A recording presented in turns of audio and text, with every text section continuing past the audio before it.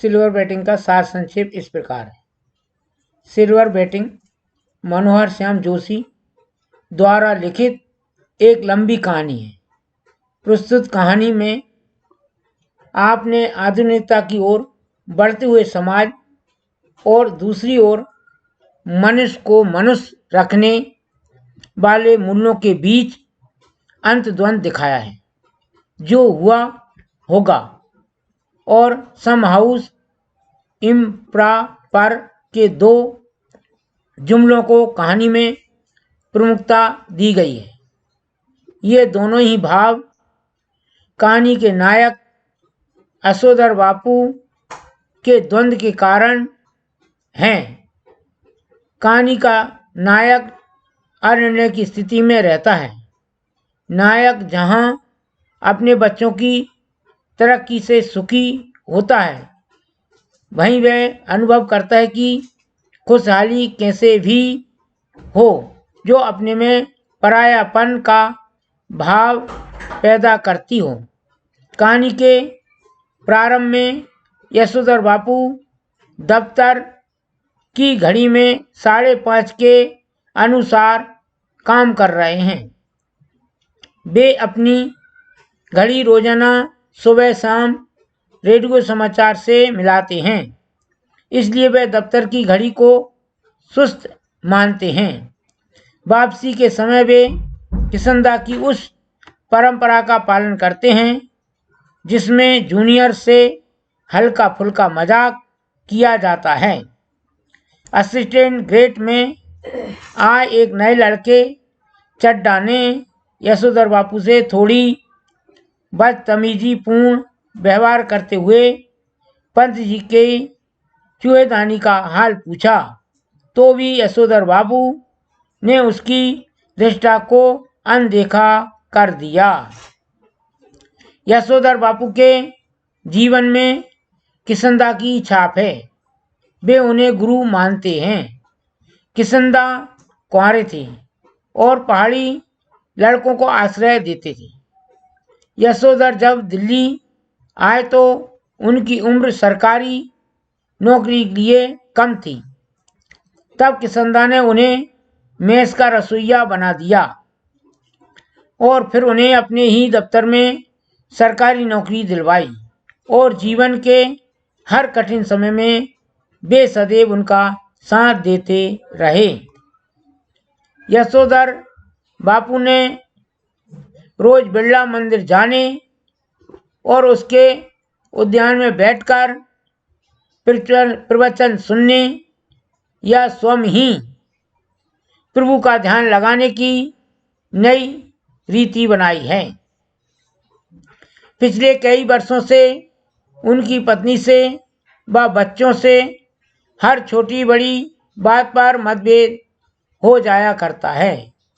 उन्हें जब भी कोई बात बुरी लगती तो वे सम हाउस इम्प्रॉपर कहकर चुप हो जाते थे।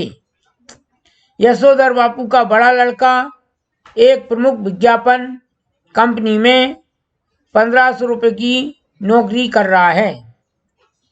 उनका दूसरा बेटा IAS की नौकरी कर रहा है। तीसरा बेटा स्कॉलरशिप लेकर अमेरिका चला गया। उनकी एकमात्र बेटी शादी न करके उच्च शिक्षा के लिए डॉक्टरी पढ़ने अमेरिका जाना चाहती है। दुनियादारी के मामले में इनकी पत्नी और बच्चे ज़्यादा सुलझे हुए लगते हैं। वहीं यशोधर बापू पुराने विचारों वाले व्यक्ति हैं। वे किशनदा के सिद्धांतों पर चलना चाहते हैं।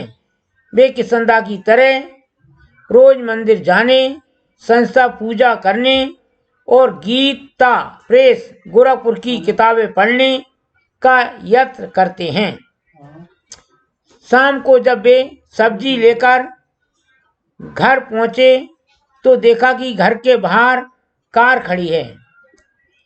कुछ स्कूटर मोटर शिथिल थीं तथा कुछ लोग विदा ले रहे थे। उनकी लड़की जीन्स और टॉप पहने हुई है। पत्नी ने होंठों पर लाली लगाए हुए है। यशोधर बापू की शादी की सालगिरह पार्टी बहुत ही आधुनिक तरीके से मनाई जा रही थी, जिससे मैं वह पार्टी में केक काटा गया। बड़े बेटे भूषण ने उनकी ड्रेसिंग गाउन दिया और कहा कि सुबह दूध लाने के समय आप फटा हुआ फुल ओवर पहनकर जाती हैं। उन्हें यह बुरा लगा कि भूषण उन्हें ही सुबह दूध लाने की बात कहता है। वे स्वयं नहीं लाना चाहता। गाउन पहनकर उन्हें ऐसा लगा कि उनके अंगों में किसंदा उतर आए, जिनकी मौत जो हुआ होगा से हुई है। प्रश्न क्रमांक 1। यशोधर बापू की पत्नी समय के साथ ढल सकने में सफल होती है, लेकिन यशोधर बापू असफल रहते हैं, ऐसा क्यों? उत्तर। यशोधर बापू के माता पिता का देहांत बचपन में हो गया था, इसलिए वे बचपन से ही जिम्मेदारियों के बोझ से लद गए थे। यशोधर बापू किसंदा जैसे कुंवारे और पुराने विचारों और अब पुरानी परंपरा वाले लोगों के साथ रहे। यशोधर बापू पर किसंदा के सिद्धांतों का बहुत प्रभाव था, इसलिए यशोधर बापू समय के साथ बदलने में असफल रहे। एक और उनकी पत्नी भी पुराने संस्कारों थी, लेकिन वह एक संयुक्त परिवार से आई थी, जहां उन्हें सुखद अनुभव हुआ। वे मातृ ममता प्रेम के कारण अपनी संतानों का पक्ष लेती हैं और बेटी के आधुनिक विचारों को अपनाती हैं। वह बेटों के किसी मामले में दखल नहीं देती थीं। इस प्रकार वे खुद को शीघ्र बदल लेती थीं। प्रश्न क्रमांक 2। पाठ में जो हुआ होगा वाक्य की आप कितनी अर्थ छवियां खोज सकते हैं या सकती है? उत्तर। यशोधर ने किसंदा की जाति भाई से उनकी मृत्यु का कारण पूछा तो उसने जवाब दिया, जो हुआ होगा। अर्थात जो हुआ होगा वाक्यांश किसंदा की मृत्यु से जुड़ा हुआ है और इस वाक्य के अनेक छवियां बनती हैं। पहली छवि नंबर 1। पहला अर्थ खुद कहानीकार ने बताया कि पता नहीं क्या हुआ। 2। दूसरा अर्थ है कि किसंदा अकेले रहे और जीवन के अंतिम क्षणों में भी किसी ने उन्हें स्वीकार नहीं किया, इस कारण उनके मन में जीने की इच्छा समाप्त हो गई। तीसरा अर्थ समाज की मानसिकता है कि किसंदा जैसे व्यक्ति का समाज के लिए कोई महत्व नहीं है और वह सामाजिक नियमों के विरोध में रहे, इसलिए समाज ने भी उन्हें दरकिनार कर दिया। प्रश्न क्रमांक 3। समहाउ इम्प्रॉपर वाक्यांश का प्रयोग यशोधर बापू लगभग हर वाक्य के प्रारंभ में तकिया कलाम की तरह करते हैं। इस वाक्यांश का उनके व्यक्ति और कहानी के कथन से क्या संबंध बनता है? उत्तर। यशोधर बापू सम हाउस इम्प्रॉपर शब्द का प्रयोग तकिया कलाम की तरह है जब उन्हें कुछ ठीक नहीं लगता था या फिर उसमें कुछ कमियां दिखती हैं या फिर जब वह आधुनिक तरीके के साथ तालमेल नहीं बैठा पाते हैं। यह वाक्यांश उनके असंतुलन एवं पुरानी विचारों वाले व्यक्ति को प्रदर्शित करता है। सम हाउ इम्प्रोव का उपयोग निम्न वाक्यों में के साथ हुआ है। नंबर 1, दफ्तर में सिल्वर वेटिंग पर। दूसरा, स्कूटर की सवारी पर। तीसरा, साधारण पुत्र को असाधारण वेतन मिलने पर। चौथा, अपनों से परायपन का व्यवहार मिलने पर। पांचवा, पुत्र द्वारा वेतन पिता को न दिए जाने पर। छठा, खुशहाली में रिश्तेदारों की अपेक्षा करने पर। आठवां, पत्नी के आधुनिक बनने पर। 9वां, शादी के संबंध में बेटी के निर्णय पर। 10वां, घर में सिल्वर वेटिंग पार्टी पर। 11, केक काटने की विदेशी परंपरा आदि पर। प्रश्न क्रमांक 4, यशोधर बापू की कहानी को दिशा देने में किसंदा की महत्वपूर्ण भूमिका रही है। आपके जीवन को दिशा देने में किसका महत्वपूर्ण योगदान रहा और कैसे? उत्तर, यशोधर बापू की तरह सभी के जीवन में कोई ना मार्गदर्शक होता है। मेरे जीवन में भी मेरे माता पिता व गुरुजनों का विशेष स्थान है। इन सब ने मुझे जीवन में सत्य बोलना और अच्छे मार्ग पर चलने का ज्ञान दिया है। मैंने इसी मार्ग पर चलकर अपने को सक्षम बनाया है। प्रश्न क्रमांक 5, वर्तमान समय में परिवार की संरचना स्वरूप से जुड़े आपके अनुभव इस कहानी से कहां तक सामंजस्य बैठा पाते हैं? उत्तर, यशोधर बापू के माता पिता का ध्यान बचपन में हो गया था, इसलिए वे बचपन से ही जिम्मेदारियों के बोझ से लद गए थे। यशोधर बापू किसंदा जैसे कुंवारे और पुराने विचारों और अपनी पुरानी परंपरा वाले लोगों के साथ रहे। यशोधर बापू पर किसंदा के सिद्धांत का बहुत प्रभाव था, इसलिए यशोधर बापू समय के साथ बदलने में असफल रहे। एक और उनकी पत्नी भी पुराने संस्कारों की थी, लेकिन वह एक संयुक्त परिवार से आई थी जहां उन्हें सुखद अनुभव हुआ। वे मातृ ममता प्रेम के कारण अपनी संतानों का पक्ष लेती हैं और बेटी के आधुनिक विचारों को अपनाती हैं। वह बेटों को किसी मामले में दखल नहीं देती थीं। इस प्रकार वे खुद को शीघ्र बदल लेती थीं। निम्नलिखित में से किसे आप कहानी के मूल संवेदन कहेंगी और क्यों? नंबर 1, हसिया पर धकेले जाते मानवीय मूल। नंबर 2, पीढ़ी का अंतराल।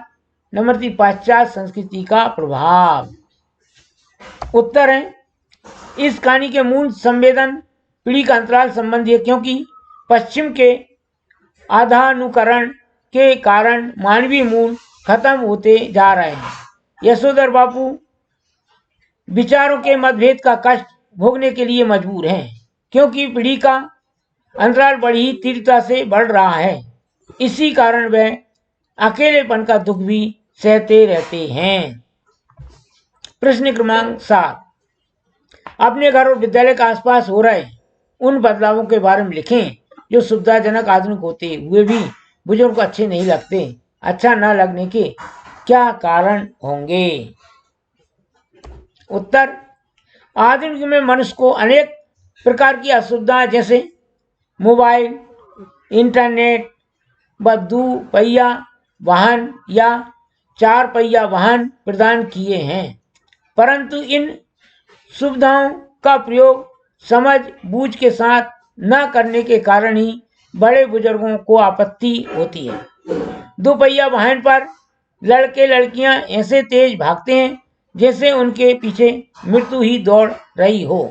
मोबाइल पर बात करते हुए उन्हें कहाँ चलना है, किससे कैसी बात करनी है, इसका कोई ध्यान नहीं रहता है। फेसबुक, व्हाट्सएप गेम पर बच्चे ऐसे बैठते हैं जैसे उनकी सांस ही उसे देखकर चल रही हो। इसलिए कोई भी बुजुर्ग आधुनिक सुविधाओं को पसंद नहीं करता है। प्रश्न क्रमांक 8, यशोधर बापू के बारे में आपकी क्या धारणा बनती है?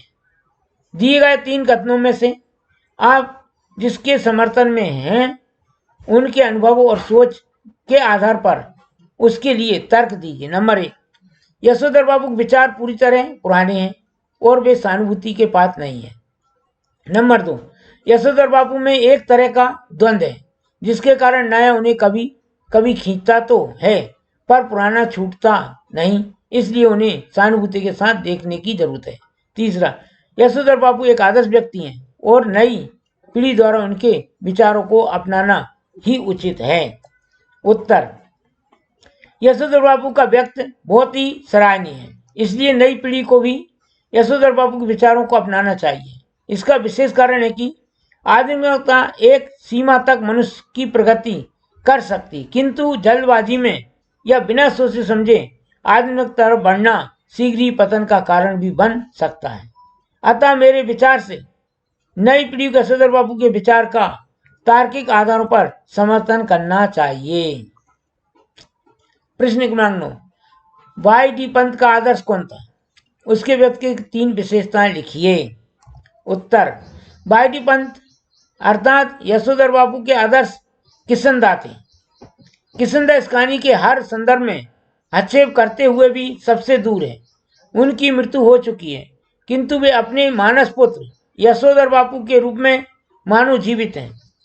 उनके व्यक्तित्व की विशेषता निम्नलिखित है। नंबर 1, किशनदा सरल हृदय रखने वाले एक संयोगी व्यक्ति हैं। वे पहाड़ी क्षेत्र से संबंधित हैं, जो दिल्ली में नौकरी करते हैं। पहाड़ी क्षेत्र से आने वाले अनेक युवक अपने काम से दिल्ली आने पर उन्हीं के घर में शरण लेते हैं। यशोधर बाबू के स्नेह से भाव कहकर पुकारते हैं। वे किशनदा अविवाहित हैं तथा उन्हें अपने घर को मेरा जैसा बना दिया, जहां कोई भी व्यक्ति आकर आपसी संयोग से खा पका सकता था। नंबर 2, वे परोपकारी प्रवृत्ति के व्यक्ति हैं, सिद्धांतवादी भी। किशनदा मैट्रिक पास यशोधर को न केवल सरकारी नौकरी दिलवाने में मदद की, बल्कि आवश्यकता पड़ने पर अपनी जेब से पैसे भी उधार दिए। उन्होंने अपने जीवन में कुछ सिद्धांतों को अपनाया हुआ था, जिनका वे दृढ़ता से पालन करते थे। नंबर 3, किशनदा अनुभवी व्यक्ति हैं और अपने अनुभवों को लाभ अपने प्रियजनों को भी देते हैं। यशोधर बाबू के व्यक्तित्व निर्माण में उनका अपूर्ण योगदान है। प्रश्न क्रमांक 10, सिल्वर बैटिंग कहानी के आधार पर यशोधर बाबू के व्यक्तित्व के प्रमुख विशेषताओं पर प्रकाश डालिए। उत्तर, यशोधर बाबू एक सिद्धांतवादी व्यक्ति हैं। उन्होंने अपना सारा जीवन नियमों को निभाने में ही बिताया है। यशोधर बाबू के जीवन पर किशनदा का प्रभाव बहुत गहरा है। वे अपने काम के प्रति बहुत ही ईमानदार हैं। वे अपने काम के प्रति समय के पाबंद हैं। सिद्धांतवादी होने के कारण उनकी परिवार से दूरी बन जाती है। यद्यपि उनके बच्चे उनमें बदलाव चाहते हैं, किंतु वे स्वयं को अंत तक नहीं बदल पाए। उन्हें सामाजिक मूल्यों की गहरी परख है। वे 5 बजे दफ्तर की छुट्टी के बाद मंदिर जाते हैं, कभी कभी प्रवचन भी सुनते हैं।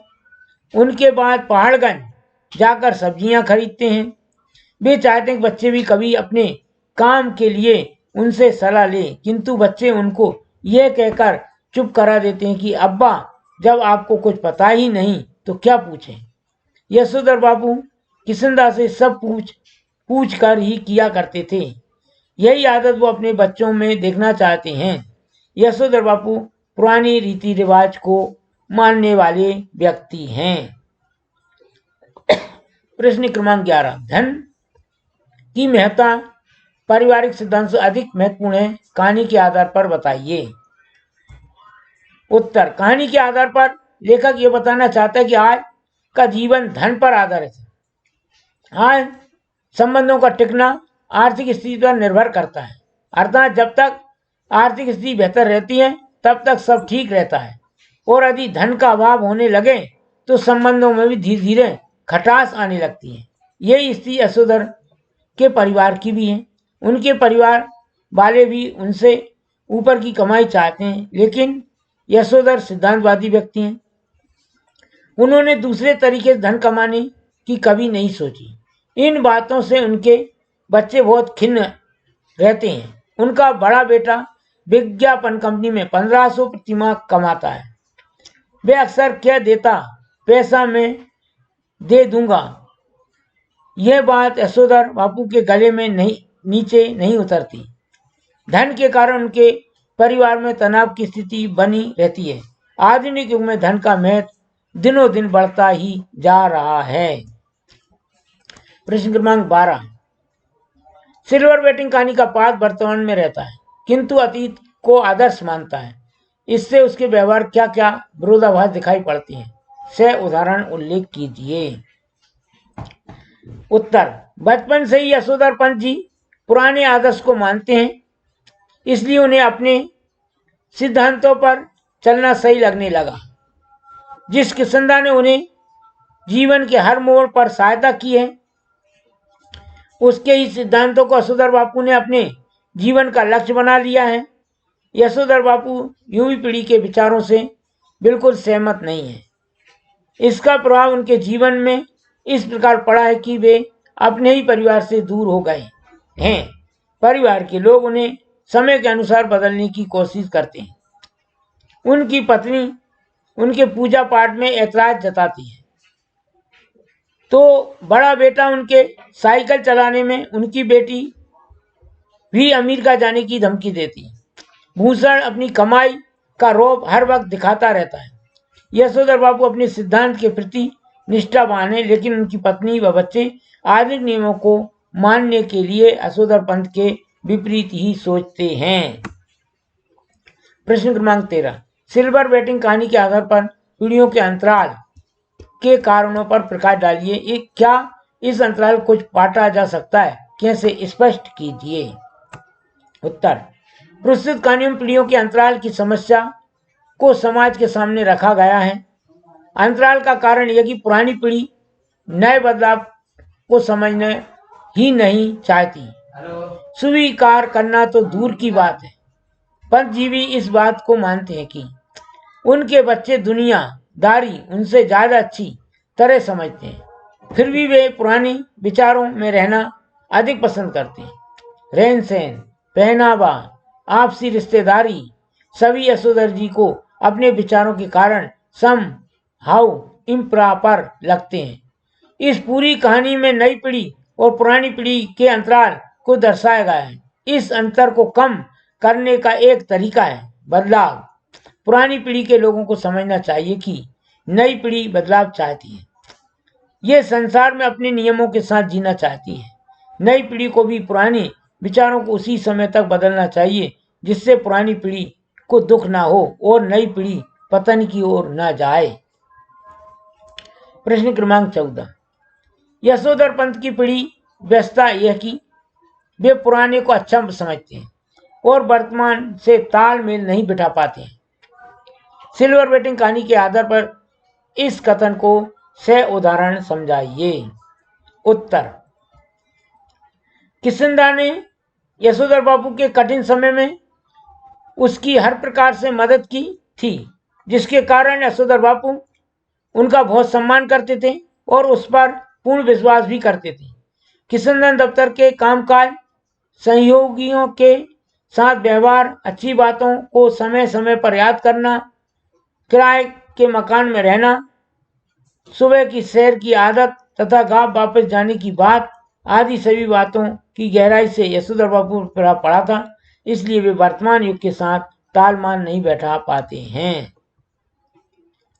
प्रश्न क्रमांक 5, सिल्वर बैटिंग की मुख्य समस्या क्या है? सिल्वर बैटिंग कहानी में पुरानी पीढ़ियों और आधुनिक युग की समस्या का वर्णन किया गया है।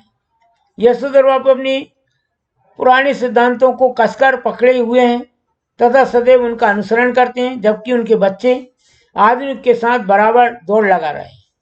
यशोधर बाबू अपने अतीत में नियत सिद्धांतों विचारों का आगे समय के साथ परिवर्तन के साथ महत्व को स्वीकार करने के लिए तैयार नहीं है। फलतः उनका परिवार या बच्चों आदि के साथ समन्वय नहीं बन पाता है। इसलिए बैटिंग की यही मुख्य समस्या है। इस पूरी समस्या का समाधान यह है कि समय के अनुसार व्यक्ति को कभी कभी अपने आप में भी बदलाव कर लेने चाहिए। प्रश्न क्रमांक 16, यशोधर बाबू गोल मार्केटिंग का इलाका क्यों नहीं छोड़ना चाहते थे? उत्तर, यशोधर बाबू के आदर्श किशनदा थे। किशनदा गोल मार्केट में ही रहा करते थे, इसलिए वे गोल मार्केट में ही रहना चाहते थे। वहां रहते हुए यशोधर बाबू लगता कि वे किशनदा के साथ रहते हैं। कई बार उन्हें अपने पद के अनुरूप मकान भी मिले हैं, किंतु वे उसे लेने के स्थान पर गोल मार्केट में ही अपने लिए एक मकान बना लिया था। प्रश्न क्रमांक 17, यशोधर बाबू का बड़ा बेटा उनके क्वार्टर को किस प्रकार अपना क्वार्टर बना लेता है? यशोधर बाबू का बड़ा बेटा अपने वतन में से उनके क्वार्टर में कभी कारपेट बिछवा रहा है, कभी पर्दे लगवा रहा है, कभी सोफा ला रहा है, कभी डनलप का डबल बेड ला रहा है, सिंगार मेज, टीवी और कभी फ्रिज आदि खरीद कर ला रहा है।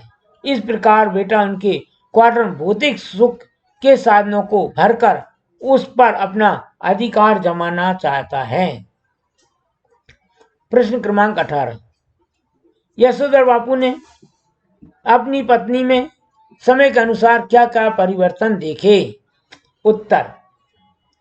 यशोधर बाबू की पत्नी बुढ़ापे में भी बगैर बांह का ब्लाउज पहनती थी, रसोई से बाहर दाल भात खा लेती थी, ऊंची हील की सैंडल पहनती थी, होंठों में लाली और बालों में खिजाव लगाती थी। ऐसे ही अनेक कार्य जो उन्हें आधुनिक बनाने की जरूरत थे अपने बेटों की सलाह पर करती थीं। प्रश्न क्रमांक 19। यशोधर बाबू के स्वभाव में आप क्या समझते हैं? आप इससे कहां तक बदलाव चाहते हैं? उत्तर। यशोधर बापू पुरानी रीति रिवाज को मानने वाले एक आदर्श व्यक्ति हैं। उन्होंने आधुनिक युग का प्रभाव अपने ऊपर पड़ने नहीं दिया। वे अपने ही सिद्धांतों पर चलते थे, चाहे कोई नाराज क्यों ना हो जाए। हम यशोधर बापू के स्वभाव में बस यही परिवर्तन चाहेंगे कि वे अपने अतीत के यथार्थ आदर्श को अवश्य बनाए रहें, किंतु इस बात का भी ख्याल रखें कि वर्तमान के साथ समन्वय की अनदेखी ना हो। परिवर्तन प्रगति का द्योतक है, इस बात को भी नजरअंदाज न करें। बच्चे से प्यार होना ही चाहिए, किंतु मरे हुए बच्चों को छाती से चिपकाए रखने वाली बंदरिया किसी के लिए आदर्श नहीं हो सकती है। प्रश्न क्रमांक 20। वह खुशहाली भी कैसी जो अपनों में पराये पैदा करे? यशोधर बाबू की इस सोच के कौन से कारण हैं, लिखिए। उत्तर। यशोधर बाबू कमाऊनी संस्कारों को मानते हैं। वे अपने गरीब रिश्तेदार तथा मिलने वालों की अपेक्षा करने के पक्ष में नहीं है, परंतु उनके बच्चे ऐसा करना नहीं चाहते। उनके बच्चों तथा उनकी पत्नी को किसंदा जैसे जीवन शैली प्रिय नहीं है। बिखरे परिवार के प्रति यशोधर जी का एक तरफा अपने सिद्धांत को महत्व देना निश्चित है ही उचित नहीं है, किंतु खुशी गम के अवसरों पर रिश्तेदारों के यहाँ जाना, उसमें शामिल होना इत्यादि बातें उनकी पत्नी बच्चों को अच्छा नहीं लगना भी ठीक नहीं है। इसके विपरीत यशोधर जी मानना है कि वह खुशहाली भी कैसी जो अपनों में परायापन पैदा कर दे। अपने परिवार में अपनी बात अमान होते देखना यशोधर जी को अच्छा नहीं लगता, उनको उनकी अपेक्षा चोट पहुंचाती। ऐसी स्थिति में वह यह सोचकर अपना मन समझते हैं कि नई और पुरानी पीढ़ियों के विचारों में अंतर तो होता ही है। प्रश्न क्रमांक 21। यशोधर बापू सहायता किसंदा ने किस किस प्रकार से की है? उत्तर। यशोधर बापू जब दिल्ली में आए तब उनकी आयु सरकारी नौकरी के अनुरूप नहीं थी। इस कठिनाई परिस्थिति में किसंदा ने यशोधर को मेस का रसोइया बना दिया। उन्होंने यशोधर बाबू को 50 रुपये भी दिए, जिससे वे नए कपड़े सिलवा सके और कुछ पैसे गांव भी भेज सके। किसंदा ने उनकी शिक्षा में भी मदद की और नौकरी भी उन्होंने भी दिलवाई। किसंदा ने जीवन के हर सुख दुख में यशोधर बापू का मार्गदर्शन किया था। वे यशोधर बापू को भाऊ यानी बच्चा कहते थे।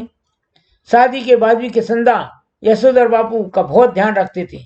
इस प्रकार किसंदा ने यशोधर बापू की पत्नी बहुत सहायता की थी।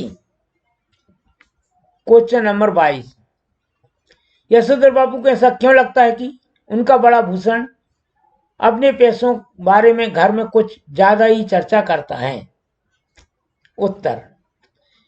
यशोधर बाबू के बड़े बेटे भूषण का वेतन 1500 रुपये प्रति माह है। वह अन्य युवकों की तरह जल्दी जल्दी अमीर बनना चाहता है। वह घर में किसी न किसी प्रकार के बहाने अपनी अधिक आमदनी यानी वेतन को प्रकट करता है रहता है। जैसे नया गाउन में लाया हूं, या घर में नौकर रख लो, मैं उसका वेतन दे दूंगा, इत्यादि। पंत जी चाहते हैं कि उनका बेटा अपना वेतन उन्हें ला कर दे या उनके साथ ज्वाइंट अकाउंट खुलवा ले, परंतु बेटा ऐसा नहीं करता। वह अपने ढंग से अपना वेतन घर में खर्च कर रहा है।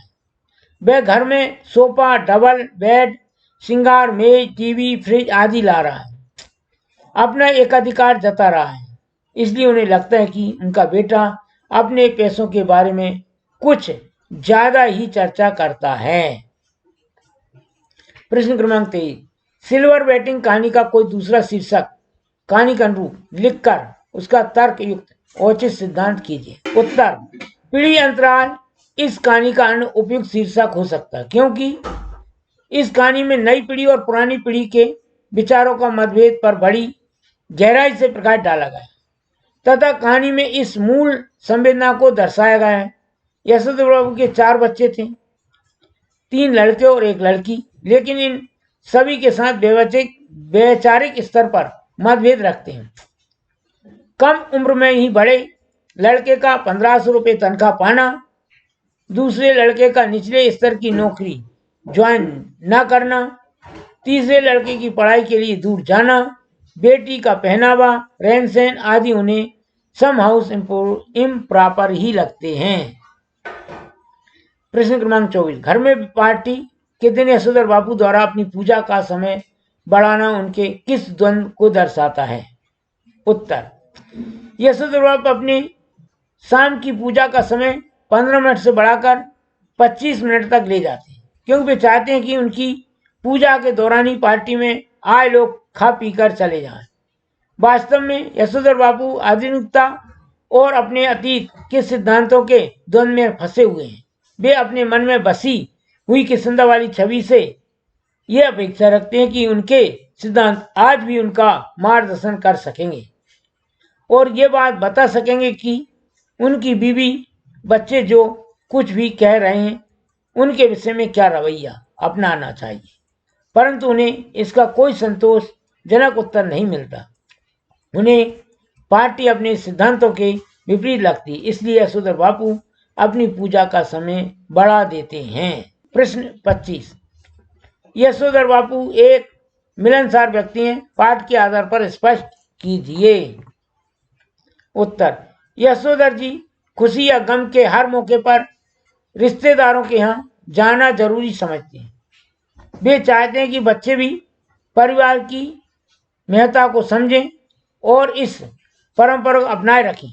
वे अपनी बुआ को भी कुछ पैसे आर्थिक सहायता के रूप में भेज देते हैं। इसके साथ ही वे कई सामाजिक आयोजनों में भी दिलचस्पी लेते हैं, जैसे घर में होली गवाना, जब सब कुमायूनों को जनेऊ बदलने के लिए अपने घर आमंत्रित करना, रामलीला की तालीम के लिए क्वार्टर का एक कमरा दे देना आदि। इन सब बातों से यह पता चलता है कि यशोधर बापू न केवल पारिवारिक मूल्यों में विश्वास रखते हैं बल्कि सामाजिक स्तर पर भी वे बेहद मिलनसार व्यक्ति हैं। प्रश्न क्रमांक 26, यशोधर जी धार्मिक गतिविधियों में रुचि रखते हैं, पाठ के आधार पर लिखिए। उत्तर, यशोधर जी शाम को मंदिर जाते हैं, प्रवचन सुनते हैं, पूजा पाठ भी वे नियम से करते हैं और निश्चित सिद्धांत वाले व्यक्ति हैं, क्योंकि उनका विश्वास पुराने रीति रिवाजों में बना हुआ है। जैसे जैसे उनकी उम्र बढ़ती जा रही है वैसे वैसे वे किसंदा की तरह रोज मंदिर जाने, संध्या पूजा करने और किताब पढ़ने का प्रयत्न करने लगते हैं। इससे पता चलता है कि धार्मिक गतिविधियों के प्रति विश्वास उनके मन में समाया हुआ है।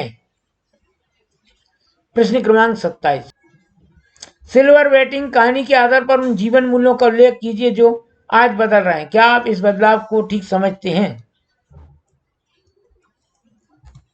वर्तमान युग में अनेक जीवन मूल्यों में परिवर्तन आ चुका है तथा अनेक जीवन मूल परिवर्तन की प्रक्रिया में है।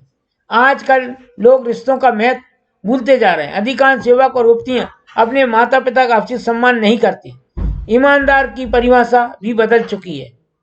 धनी लोगों का सम्मान होता है, ईमानदार गरीब लोगों को मूर्ख समझा जाता है। आजकल पहनावे में भी बहुत अंतर आ चुका है। पहले वृद्धा स्त्रियां सादगी में रहती, परंतु आजकल ये युवतियां की भांति श्रृंगार करने लगी। वस्तुतः जीवन मूल्यों में आए सभी परिवर्तन सही नहीं ठहराया जा सकता। पाश्चात्य जीवन मूल्यों के इस बदलाव को एक सीमा तक ही ठीक कहा जा सकता है।